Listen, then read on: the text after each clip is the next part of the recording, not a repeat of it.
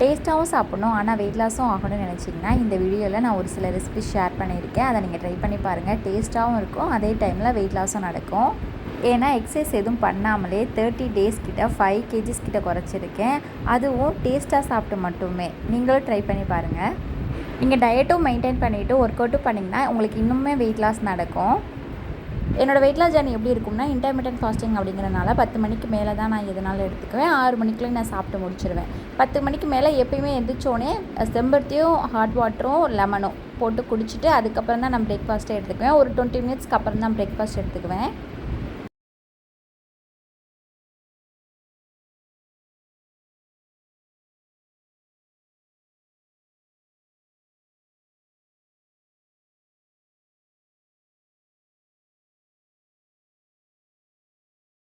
இப்போ வேக வச்ச பட்டாணி கொஞ்சம், கேரட்டு, முட்டைக்கோஸ் இதெல்லாம் எடுத்து வச்சுக்கிறேன். இப்போ ஒரு பவுலில் நம்ம எடுத்து வச்ச காய்கறிலாம் போட்டுக்கணும். இந்த வெஜ்ஜஸ் கூட தேவையான அளவு உப்பு, நம்ம ரெடி பண்ணி வச்சுருந்த மயோ அதையும் போட்டு நல்லா மிக்ஸ் பண்ணி வச்சுக்குவோம். உங்களுக்கு லிக்யூடாக வேணும் அப்படின்னு நினச்சிங்கன்னா நீங்கள் எக்ஸ்ட்ரா கர்ட் ஆட் பண்ணிக்கலாம். இல்லைனா இன்னும் திக்காக வேணும்னா நீங்கள் எக்ஸ்ட்ரா பன்னீர் ஆட் பண்ணிக்கலாம். இப்போ ஒரு பேனில் கொஞ்சமாக பட்டர் சேர்த்து நான் ப்ரெட்டை வந்து டோஸ்ட் பண்ணி எடுத்துக்கிறேன். நான் ஷேர் பண்ணியிருக்க ரெசிபி எல்லாமே வெயிட் லாஸில் இருக்கவங்க மட்டும்தான் சாப்பிட்ணும் அப்படின்னு கிடையாது. டேஸ்ட் நல்லாயிருக்கும், எல்லாருமே சாப்பிட்லாம். நான் டேஸ்ட்டுக்காக கொஞ்சமாக பட்டர் சேர்த்துருந்தேன். இதில் வந்து 2 பீஸ் என் பாப்பாவுக்கும் கொடுத்துருவேன், அதனால் நான் பட்டர் சேர்த்தேன். நீங்கள் பட்டர் சேர்க்க வேணாம்னு நினச்சாலும் ஓகே தான். லைட்டாக பேன் சூடானோன்னா 2 பக்கம் டோஸ்ட் பண்ணி எடுத்துக்கலாம். இப்போ நம்ம மிக்ஸ் பண்ணி வச்சுருந்த ஃபில்லிங்ஸை அந்த ப்ரெட்டில் வச்சு சாண்ட்விச் மாதிரி ட்ரை பண்ணி சாப்பிட்லாம். சூப்பராக இருக்கும். இன்ஸ்டா பார்த்துட்டு இருக்கும்போது ஒரு மோமோஸ் ரெசிபி வந்துருந்துச்சு. அதை பார்த்துட்டு ரொம்ப டெம்ப்ட் ஆகி இந்த ரெசிபி நான் ட்ரை பண்ணியிருந்தேன். இதுலேயுமே கலோரிஸ் கம்மி, வெயிட் லாஸ்க்கு ரொம்ப ஹெல்ப்ஃபுல்லாக இருக்கும். கோதுமை மாவில் கொஞ்சமாக உப்பு தண்ணி சேர்த்து சப்பாத்தி மாவு மாதிரி பிசைஞ்சு எடுத்து வச்சுக்கோங்க. சில பேர் சப்பாத்தி மாவு பிசையும் போது ஆயில் சேர்த்துக்குவாங்க. நான் வந்து எப்போயுமே சப்பாத்தி மாவு பிசையும் போது ஆயில் சேர்த்துக்க மாட்டேன். அது மட்டும் இல்லாமல் எங்கள் வீட்டில் சப்பாத்தி மாவு நாங்கள் வீட்டிலே அரைச்சி வச்சுக்குவோம். கொஞ்சமாக கடலை, வெள்ளைக்கடலை இருக்குல்ல, சுண்டைக்கடலை, அதையும் கோதுமை மாவையும் அரைச்சி வச்சுக்குவோம். அதில் என்ன ப்ரோட்டீனும் கிடைக்கும். நான் வெயிட் லாஸ் டைமில் இருக்கும் போது நான் இந்த மாதிரி அரைச்சி தனியாக எடுத்து வச்சுக்குவேன். மாவு பிசைஞ்சு ஒரு 30 மினிட்ஸ்க்கு விட்டுருங்க. இப்போ ஒரு பேனில் கொஞ்சமாக பட்டர் சேர்த்து பூண்டு, கொஞ்சம் வெஜ்ஜிஸ், உங்களுக்கு பிடிச்ச வெஜ்ஜிஸ்லாம் சேர்த்துக்கோங்க. நான் வந்து கேரட், கேபேஜ் சேர்த்துருக்கேன். மோமோஸ்க்கு வந்து காய் ரொம்ப வெந்தால் நல்லா இருக்காது, அதனால் கொஞ்சமாக உப்பு சேர்த்து 5 மினிட்ஸ்க்கு நான் சிம்மில் போட்டு தண்ணி எதுவும் சேர்க்காமையே நான் ஃப்ரை பண்ணி எடுத்துக்குவேன். இப்போ இது கூட பாயில் பண்ண பட்டாணி கொஞ்சம் சேர்த்துட்டு மிக்ஸ் பண்ணிவிட்டு, உங்களுக்கு வேணும்னா இதில் ஸ்பைசஸ் ஆட் பண்ணிக்கலாம். டொமேட்டோ சாஸ், சோயா சாஸ் எது வேணால் நீங்கள் ஆட் பண்ணிக்கலாம். நான் அதெல்லாம் ஸ்கிப் பண்ணிவிட்டேன். லாஸ்ட்டில் கொஞ்சமாக கரம் மசாலா மட்டும் நான் சேர்த்துக்கிட்டேன். இப்போ இந்த மாதிரி ரவுண்ட் ஷேப் மூடி எடுத்து நான் கட் பண்ணி எடுத்துக்கிறேன். இப்போ அதுக்குள்ளே ஃபில்லிங்ஸை வச்சு மோமோ ஷேப்பில் நீங்கள் மடித்து இட்லி பாத்திரத்தில் வேக வச்சு எடுத்துக்கலாம். நம்மளுக்கு எந்த ஷேப் வந்தாலும் ஓகே தான். எனக்கு வந்து கரெக்டான ஷேப் வரல, ஆனால் டேஸ்ட் நல்லா இருந்துச்சு. எனக்கு டேஸ்ட் நல்லா இருந்தால் போதும், எந்த ஷேப்பில் வந்தால் என்ன அப்படின்னு சொல்லிட்டு நான் ஒரு ஷேப் எனக்கு வந்த ஷேப்பில் மடித்து வச்சுட்டேன். கொஞ்சமாக ஆயில் சேர்த்து மோமோ சட்னி ஒன்று ரெடி பண்ணியிருந்தேன். அதுவுமே டேஸ்ட் நல்லா இருந்துச்சு. இது ரெண்டோட காம்பினேஷனும் சூப்பராக இருந்துச்சு. நெக்ஸ்ட்டு ரெசிபி வந்து சுரக்காய் அடை மாதிரி பண்ணியிருந்தேன். இது ஃபஸ்ட் டைம் நான் ட்ரை பண்ணேன். ரொம்ப டேஸ்ட்டாக இருந்துச்சு. நான் இன்னி வெயிட் லாஸில் இல்லாத டைம்லேயும் இந்த மாதிரி சுரக்காய் அடையை செஞ்சு சாப்பிடணும் அப்படின்னு நான் ஐடியாவில் தான் இருக்கேன். ஒரு பாத்திரத்தில் கொஞ்சமாக கோதுமை மாவு எடுத்துக்கோங்க. இப்போ நம்ம துருவி வச்சுருந்த சுரக்காவை இது கூட சேர்த்துக்கலாம். சுரக்காவை வந்து நான் தோல் எல்லாம் சீவிட்டு நான் அதை துருவி வச்சுருந்தேன். இப்போ அதை தான் இது கூட சேர்த்துருக்கேன். கேரட்டு, கருவேப்பிலை, வெங்காயம் இது கூட உங்களுக்கு என்னென்ன வேணுமோ நீங்கள் நினச்சதெல்லாம் ஆட் பண்ணிக்கலாம். ஆட் பண்ணிவிட்டு அடை மாவு மாதிரி தட்டி தோசைக்கல்லில் கொஞ்சமாக ஆயிலோ பட்டரோ சேர்த்து நீங்கள் தட்டி எடுத்துக்கலாம். நான் என்னென்ன சேர்த்துருந்தேன்னா கேரட்டு, சுரக்காய், பச்சை மிளகா, கருவேப்பிலை, வெங்காயம், முருங்கைக்கீரை இதெல்லாம் போட்டு நான் அடை மாதிரி சுட்டு எடுத்துக்கிட்டேன்.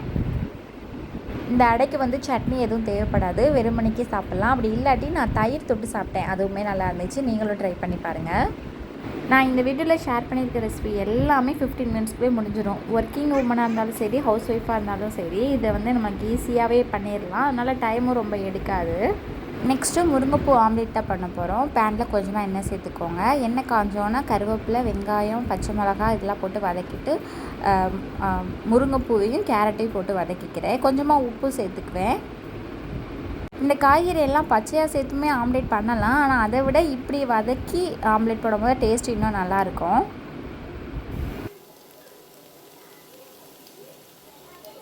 இப்போ முருங்கைப்பூ நல்லா வதங்கினதுக்கப்புறம் தனியாக எடுத்து வச்சுருங்க. இப்போ இன்னொரு பவுலில் 2 முட்டையை உடச்சி ஊற்றி இதுக்கு தேவையான அளவு உப்பும் பெப்பரும் போட்டு மிக்ஸ் பண்ணி வச்சுக்கிறேன்.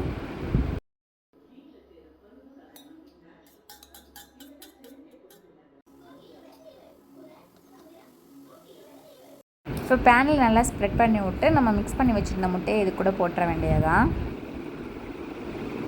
இப்போ சிம்மில் வச்சுட்டு மூடி போட்டுருவேன். 2 நிமிஷத்துக்கு அப்புறம் இன்னொரு சைடும் திருப்பி போட்டு வேக வச்சு எடுத்துக்க வேண்டியதான்.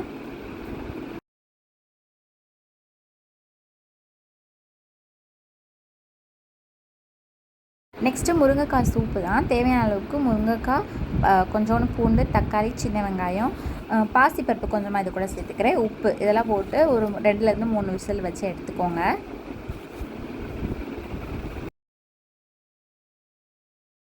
இப்போ முருங்கைக்காய் நல்லா வெந்ததுக்கப்புறம் அதை மசிச்சுட்டு அந்த வேஸ்ட்டெல்லாம் தனியாக நம்ம எடுத்துட வேண்டியது தான். ஒரு சில பேர் மிக்ஸி ஜாரில் அரைச்சி எடுத்ததை நான் பார்த்தேன். ஆனால் நான் வந்து கரண்டியாலே நல்லா மசித்து அந்த வேஸ்ட்டெல்லாம் அப்படியே வடிகட்டி எடுத்துக்கிட்டேன். இப்போ இந்த தண்ணி கூடயே தேவையான அளவுக்கு மிளகு சீரக பொடி, கொத்தமல்லி தூவி நம்ம ஒரு 2லேருந்து ஒரு 3 நிமிஷத்துக்கு வச்சிட்டோம்னா முருங்கைக்காய் சூப்பு ரெடி. நான் சரியான டீ அடிக்ட்டு. எனக்கு ஈவினிங் டைம்லாம் டீ குடிக்கணும் போல் இருந்துச்சு. அதனால நான் வந்து அதுக்கு பதிலாக நான் இந்த மாதிரி சூப்பு ட்ரை பண்ணி அன்றைக்கி குடித்தேன்.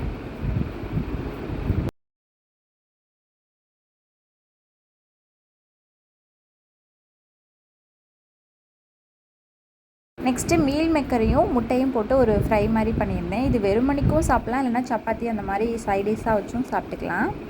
மீல் மேக்கரை பாயில் பண்ணிவிட்டு இந்த மாதிரி குட்டி குட்டியாக கட் பண்ணி எடுத்துக்கிறேன். இப்போ பேனில் கொஞ்சமாக எண்ணெய் சேர்த்து சோம்பு சேர்த்துக்கிறேன். இது கூட வெங்காயம், பூண்டை வந்து இடித்து சேர்த்துக்குவேன். பொதுவாகவே வெயிட் லாஸ் ரெசிபி வந்து கொஞ்சமாக எண்ணெய் சேர்க்கறனால இஞ்சி பூண்டு பேஸ்ட் வந்து நான் போட மாட்டேன். ஏன்னா ரா ஸ்மெல் அப்படியே வரும். அந்த மாதிரி டைமில் நான் பூண்டு மட்டும் இடித்து சேர்த்துக்குவேன்.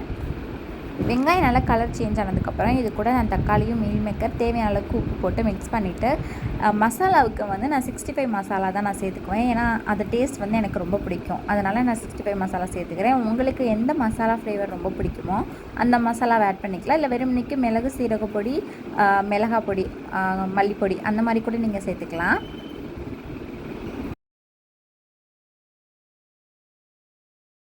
மசாலாவோட ரா ஸ்மெல் போனதுக்கப்புறம் இது கூட 2 முட்டையை உடச்சி ஊற்றி நல்லா மிக்ஸ் பண்ணிக்க வேண்டியது தான்.